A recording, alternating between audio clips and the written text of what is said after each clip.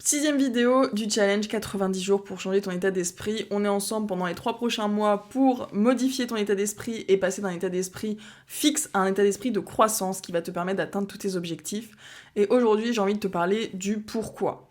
Je sais que tu en as déjà entendu parler sur les réseaux sociaux, surtout si tu t'intéresses au développement personnel, et j'ai vraiment envie de te donner un exercice que j'ai vu dans mes formations de programmation neurolinguistique qui vont te permettre de vraiment aller creuser en profondeur ce pourquoi.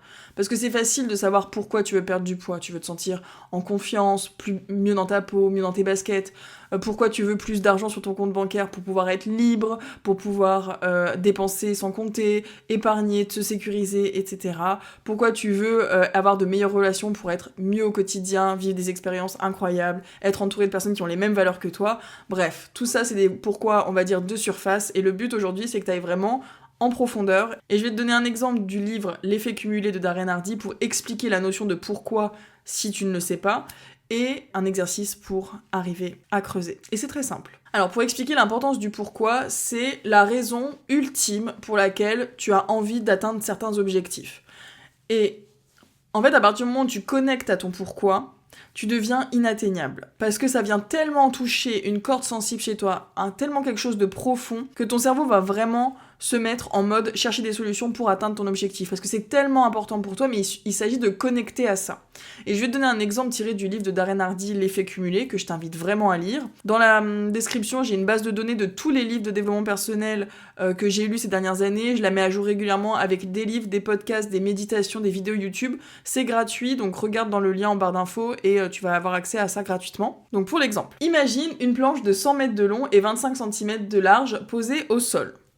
Si je te propose 20 € pour la traverser, tu le ferais sans hésiter. Maintenant, la planche, elle est suspendue entre 2 immeubles à 100 mètres du sol. Est-ce que tu prends le risque pour ces 20 €? Probablement pas. Mais si l'immeuble où tu te trouves est en feu, et au bout de la planche, il y a ton enfant, ou ta famille, ou ton conjoint, ta conjointe, quelqu'un qui est important pour toi, tu n'hésites plus une seule seconde. T'y vas même si c'est à 100 mètres du sol. Pourquoi ? Parce que ce qui te pousse à agir, c'est pas juste la récompense, c'est la raison pour laquelle tu vas faire les choses. Donc c'est pas juste les 20 €, c'est pourquoi c'est important pour toi d'aller de l'autre côté de l'immeuble, aller récupérer ton enfant qui est dans un immeuble en feu. C'est la raison derrière. Et c'est ça que je veux que tu comprennes aujourd'hui dans cette vidéo, c'est vraiment d'aller chercher ton pourquoi ultime. Et pour ce faire, voici l'exercice du jour. Normalement, si tu as suivi les vidéos, tu as identifié ta situation qui te limitait, ta situation actuelle. Ensuite, tu as identifié ta situation vers laquelle tu souhaites aller et le pont entre les deux. Comment tu vas faire pour atteindre ces objectifs-là, avec l'aide de ChatGPT, comme je t'ai dit dans la vidéo précédente, et avec les questions que je t'ai énumérées. Maintenant, ton pourquoi, ça va te permettre de rester motivé sur le long terme et surtout de te rappeler pourquoi tu fais les choses. Et quand tu auras un moment de doute, un moment de j'ai pas envie, j'ai pas la force, j'ai la flemme, etc., te reconnecter à ton pourquoi, ça va te permettre de te redonner une source de motivation instantanément. Je vais te donner un exemple personnel qui m'a aidé, par exemple, à arrêter de fumer. Donc j'ai fumé pendant des années et faisant partie de la team tout ou rien, la team un peu extrême, je fumais quasiment un paquet de clopes par jour. Et en fait, j'ai essayé plusieurs fois d'arrêter de fumer. Au début, j'arrêtais pour l'argent. Mais sauf qu'à l'époque, le paquet était à 4 ou 5 €, donc bon, fallait pas craquer le PEL comme aujourd'hui. Donc j'essayais d'arrêter pour l'argent, mais bon, c'était pas la motivation première.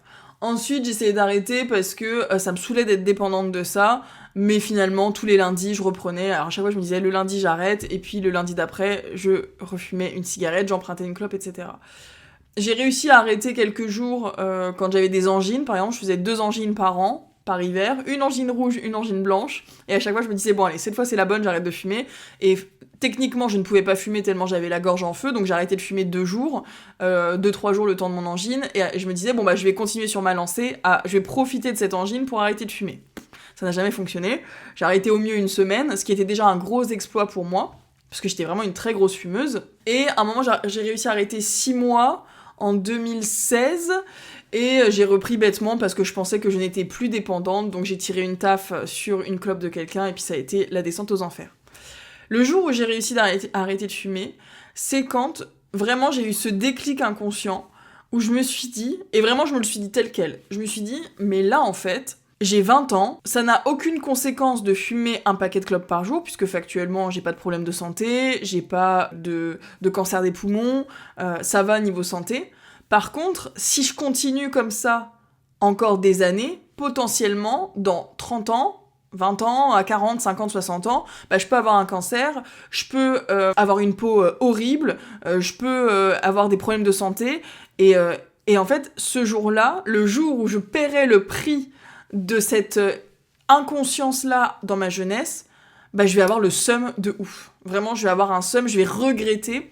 Et moi, je sais que un de mes pourquoi, c'est que je ne veux pas de regrets sur mon lit de mort. Je trouve ça horrible de te voir sur ton lit de mort et de te dire mais putain j'ai raté ma vie en fait. Parce que j'ai pris cette décision-là quand j'étais jeune et insouciant et inconscient, j'en paye le prix aujourd'hui et j'ai des regrets et en fait c'est irréversible.